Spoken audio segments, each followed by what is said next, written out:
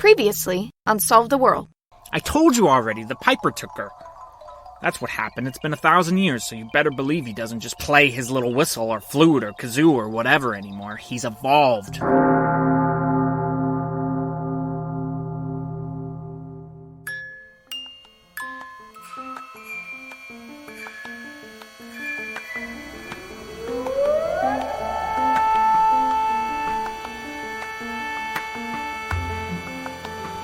Solve the World, a fictional adventure told in 100 episodes.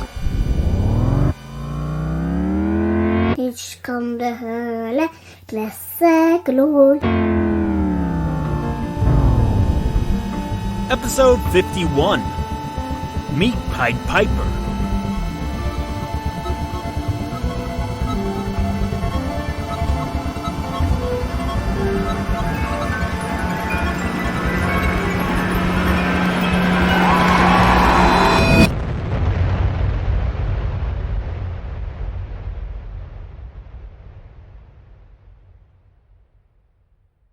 Once upon a time, in the beginning, there was creation. Then there was more creation, and more creation, and more, and more. That's when my life got complicated. If there was just creation, then there'd be no problem. We wouldn't all be in this mess. Good story, huh? I was never much of a storyteller. You should have seen this one guy. I'd tell you his name, but it wouldn't mean anything to you. It's best just to think of him as one of the guys. This guy, let me tell you, he was the best storyteller there ever was. Died a few thousand years ago, before the first big play. How many plays are we up to now? 3? 4? Hard to say. There's no one really to debate with. I could ask one of the old ones. I think they're better at the history stuff than I am, but I'm not really on speaking terms with any of them, the old hags. You want to hear a joke? I like jokes. A man goes to his doctor, or let's say the emergency room. Yeah, that'll work. This man goes to the emergency room. Let's call him Harry. Harry's a funny name. Our guy Harry, he's in all this pain, you see. That's why he goes to the emergency room. He goes there and a doctor comes to check up on our guy full of woe, Harry. Harry tells the doc, Harry says, "Hey doc, I'm in so much pain, I can't stand it." Harry's sitting down, of course. Harry continues, I can't lie down. Harry's in a bad way, you see. I can't even stay seated, it's so bad. So bad indeed, the doctor answers. Harry, what should we call the doctor? How about Lloyd? Dr. Lloyd tells Harry, Hey Harry, I guess the only thing left to do is hang yourself. Get it? It's pretty good. I've been holding on to that one for a while. I, by the way, am your loyal servant. I've gone by many names. You may continue to call me Pied Piper if you like. I've got so many name tags. What does it matter anymore? Call me Harry if you prefer, Lloyd if you really want to. The truth is, I've been called Akhenaten, Nostradamus, Rasputin. I was Gihong in China, which, granted, saying in English might be funnier than Harry and Lloyd. I also called myself the reincarnation of Siddhartha at one point. Yep. They called me Buddha. See, here's the thing. When they find out how old you are, how really old Grandpa is, they think you must be omniscient or something very near it. There's these movies now, always about vampires, which, by the way, why is it that in Western culture the only being that can be immortal without any say-so is the vampire? What's your guys' deal with vampires? You've got an addiction there, but see, even there, that proves my point, right there and then, doesn't it?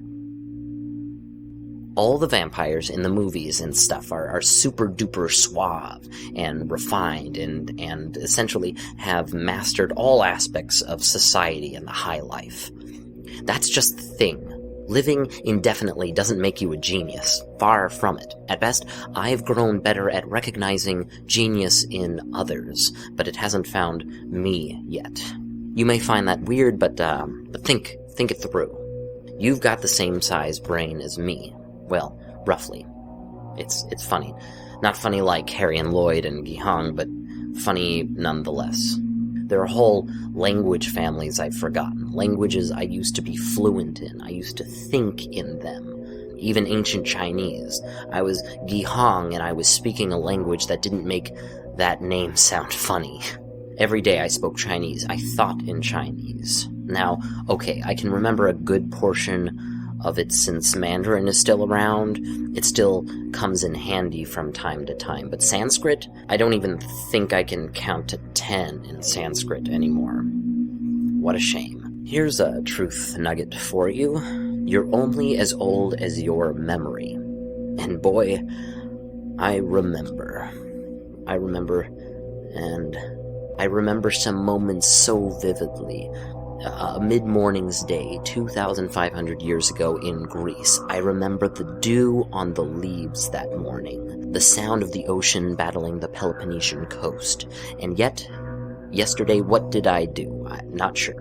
What did I eat? No clue. What did I imbibe? A little of this, a little of that. Gosh, it's depressing, no? A day is like 1,000 years. That part's fine, but 1,000 years is like a day. Yeesh.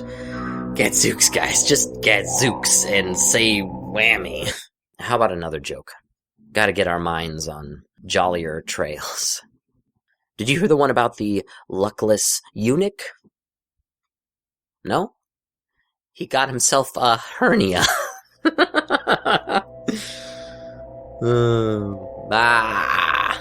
So, the Pied Piper trick. That's what you want to hear about, right? Because Jenny ran into crazy, drug-addled Dolores Burden. Man, guys, the deal with her, she's there. There's so many copycats out there. I've always loved that word, copycat. We all intuitively understand what it means, but let me ask you this. You ever seen a cat copy you? Not so much. Honestly, I know I'm no Johannes Kepler. I enjoy staring at a Caravaggio as much as the next guy. I'm pretty much Center John. A dude in the middle, if you will. Nothing special, anymore at least. But all that's to say, come on, I'm not going to try the same trick twice. Especially when it didn't work the first time. And double especially, why would I use a name, an idea that I already associated with terror and tricks? Maybe the other way around, tricks and terror. Not quite trick or treat, but it's pretty good. Tricks and terror. Tricks and Terror, now a major motion picture. Why does Adam only reach half-interestedly at God on the Sistine Chapel? Because he's pulled God's finger before. It's a fart joke. I have it on good authority that God gave us farts so that we'd have a universal joke. The one joke understood by every tribe, tongue, culture, and time period. The eponymous fart, the one joke to rule them all. Dolores Burden has nothing to do with me. I didn't send her. I didn't send the green flame. Not me. But I'm not above using her. She thinks she's serving me? Well, okay then. That's something that can be worked with, can be manipulated, reformed and reformed. See what I did there? Reformed and reformed. Pretty neat, no? I've looked at this world so many times. A world full of copycats, and still a world full of wonder. If you allow it. My nemesis and his ilk, everywhere they go, every place they set up, be it a center for higher learning, a church, a cult, a self-help asylum, a secret society, an underground society, a league of popular gentlemen, sometimes a whole dictatorship. In every sense, every place, they always do this thing with empathy. I understand the logic. Break down someone's sense of guilt, someone's compassion, and they're more likely to do your horrible bidding. Get rid of the hindrances, and evil is free to excel. It's a stupid game, though. A futile one. Take your girl, Jenn Dash. You can't deprogram her ability to empathize. No, not possible. You might get close. You might get her not to feel 98% of the time. But there's so much darn variables in life. That 2% is going to find a way to keep on popping up. It'll always rear its beautiful, grotesque face. How's this for a real answer to your empathy conundrum? Put yourself through it. See a child cry. Remember being a child crying. Feel like whipping someone with cattails is unnecessary. Be whipped by cattails. All these years, all these things, these words, memories, pains, mostly pains. There's nothing I haven't felt. It is my glory, my honor, and my continual despair. But it makes every pain I inflict on others, my children, all bearable. Take the now. 70 or so years of investment is just now, in a sudden splash, paying untold dividends. Will it be enough? It never seems to be. But maybe. Makes you wonder if God's got my back after all. I never seem to succeed, but each failure bears some sort of through line. Look, if I try to explain the history of all things, I'll lose you. But start here. The 20th century. The Great War. Technology made it possible to pit the whole world against itself. More bloodshed than ever before. Than ever fathomable. Add to the lines of young boys dying like sheep jumping over the moon, poison gas. I thought I had it licked. As a backup plan, the Spanish flu. You'd think that dynamic duo would do it, force the end of the story. But no, the war ended, and can you believe it? The whole thing, the darn godforsaken war, was over nothing. Just a bunch of treaties, fixed alliances. The war ended, 20 million dead. Double that died from the Spanish flu. Still, what did I accomplish in the whole shebang? 9% of the world. I only managed to off 9% of the world.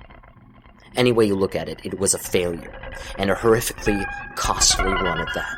I don't war. Of course I don't. I'm the good guy.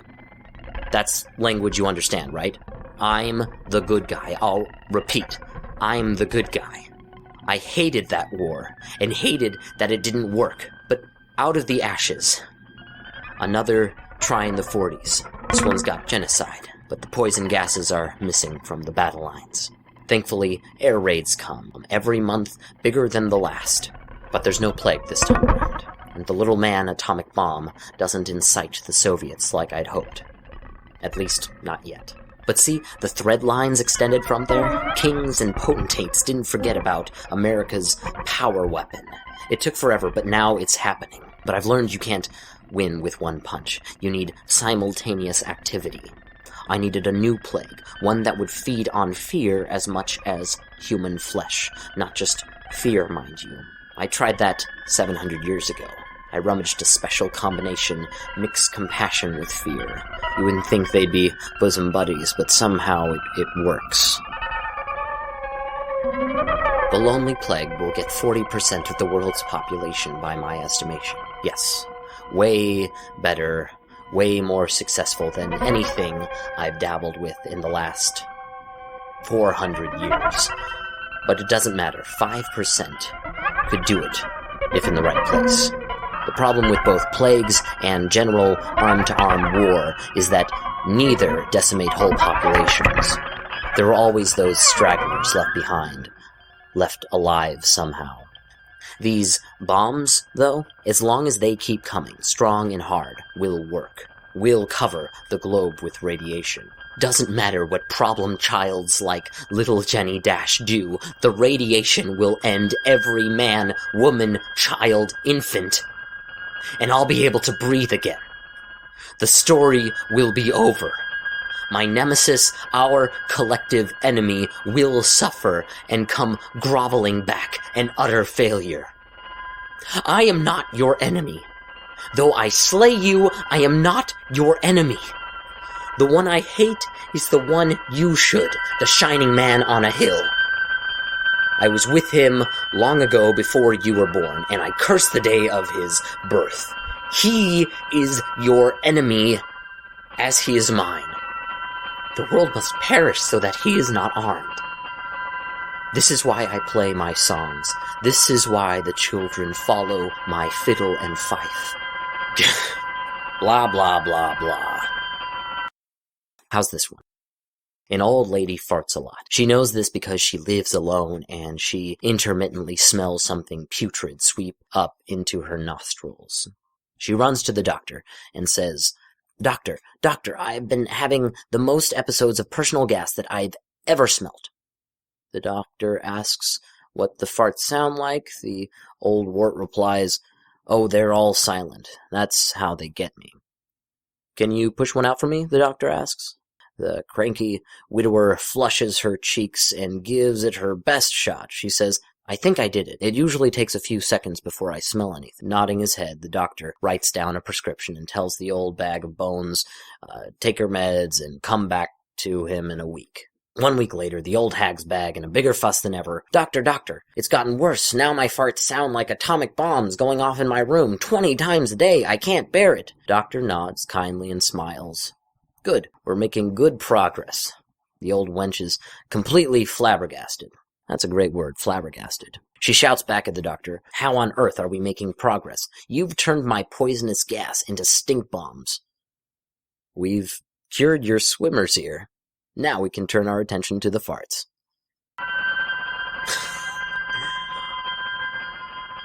Why didn't you pay attention to the farts first? I wanted you to know how badly they sound, honestly. Another fart joke. Maybe not the best, but it is what it is. Flabbergasted fart. The flog flipped for a feminine flabbergasted fart. Frozen freaks fall for flabbergasted farts. From far, few friends fume. No, let's try. Flabbergasted farts from feudal foregrounds for friends from far-flung formulations. What was I talking about? Spanish fly, the wars, the new war, the lonely plague. Mr. Clovis, Charles Clovis, C.C., to his friends. You know him by another name, though. That's how you know you've made it, right? By the number of names people call you. It's true of good guys and bad guys alike. For example, George Herman Ruth Jr., a.k.a. Babe Ruth, a.k.a. Big Bam, the Sultan of Swat, the Great Bambino, or just the Babe. The list goes on. Icons go by many names. Cece, one of my better strokes of genius, is most assuredly an icon. You may know him as Bistako, or the Numbered Man, or 666, which frankly I'm not a fan of. The whole Bible reference thing isn't really my cup of tea. Leave that insanity to my enemy, our enemy. Cece, he's a good kid. I worked him over for a while. Without my help, never become the historic menace that he'll be in time. In time. Man alive, I put so many hours into this kid. It's crazy. Not since Genghis Khan have I labored so long for the heart and mind of one man. Not soul, mind you. I don't work for souls. Well, that's not entirely accurate, but I work for souls in the opposite way that my nemesis works for them. Think about a fart. My adversary, he tries to get you to fart. He pushes on your stomach, your bladder. He does all sorts of voodoo to cause you to squeeze one out. What I do is much different. I feed you the right sort of foods, so that when you do eventually fart, by his will or by some other means, your fart, due in large part to my back-breaking work, sniffs of daisies and daffodils. I make your farts pretty. I make them lovely. In a nutshell, that's my work. Except instead of working in the natural gas business, I deal with spirits, souls, eternal identities. Spooky, sure, if you don't know what you're talking about, but once you get it, once you understand, the work is about as mundane and inert as painting a wall burgundy. There is urgency, though. There is. That wall needs to be painted burgundy. That fart must come out pretty. I'm running out of time. You're running out of time. The clock is ticking. If I can wake Leviathan in time, everything will be okay. If I can't, more than just hell will be paid. Like I said, Cece's a good kid. Chemical baths messed him up a bit face-wise, but he's a rocker, and he knows it. His plague is a beautiful thing. Twists in the wind. Spins like a feather in an updraft. How much longer must I work? How much longer must I toil? Toil. Fun word. Toil. Toil, toil, toil. Toil. Tricks and terror, tricks and toil, terror. Tricks and terror and toil. To keep the mind fresh. Gets harder with time, you know? Senility is always a breath away. You have to keep your mind filled, captivated at all hours. That's the secret. I know a lot of secrets. Have you heard the prayer of senility before?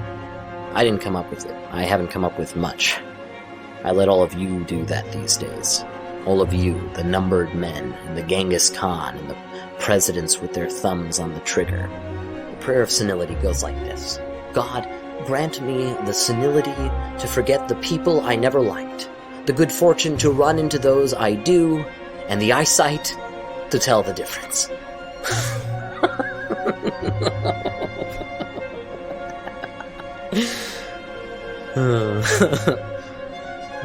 Did I tell you you're only as old as your memory? It's true, you know. It's all true. I should know. I was there. Jenny will be okay. In the long run. She'll die, but she'll be okay. As long as we wake Leviathan up in time.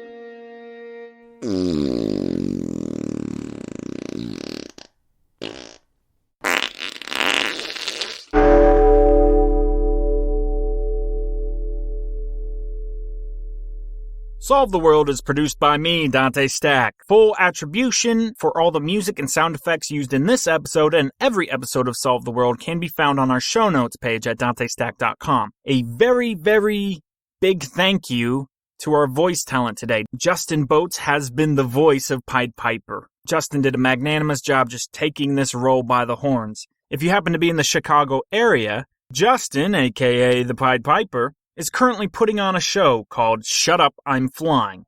The show is playing just through February 25th at the Prop Theater in Chicago. So you can search for Shut Up, I'm Flying on Facebook to get more details. If you get a chance, Justin's a true visionary in every sense of that word. So give him your time if you have it, and you're in Chicago. If you weren't aware, I also produce another weekly podcast. That one's called 365 Honest Questions About the Bible. It is a Bible podcast, yes, but I've tried to sculpt it to be interesting and entertaining for the Christian and the atheist alike. What we do is we look at little pieces of the Bible, and I analyze it to the best of my ability, and I'll leave it at that. I don't try to preach at you. I don't try to wrap the Bible up in a nice little bow. It's a show about asking questions, and it's as heartfelt as I can make it, and it's about wrestling. Because even if you're sure in whatever you believe, be it atheism or Christianity or something in between, I don't think the road's done there. There's still deeper to go, and that doesn't mean we are creatures that can suddenly block out all doubt. So a lot of the show is me wrestling with my own personal doubts about the Bible and the Christian faith. Infotainment, guys. I bring it up today because I recently did an episode entitled Who or What is Lilith? The name Lilith shows up in the Hebrew Bible, and it's very strange and has some very eccentric ideas attached to it. It's not just some woman's name. It seems to harbor much more in it than that. Obviously, I bring that up because when I named Lilith Babbitt, I knew full well the baggage that name brings with it. So even if you're not interested in that podcast in general, this episode might be one worth listening to if you're a big Solve the World fan. You can find it on my website, dantestack.com, or iTunes, or anywhere else. That's 365 Honest Questions. Okay, thanks guys.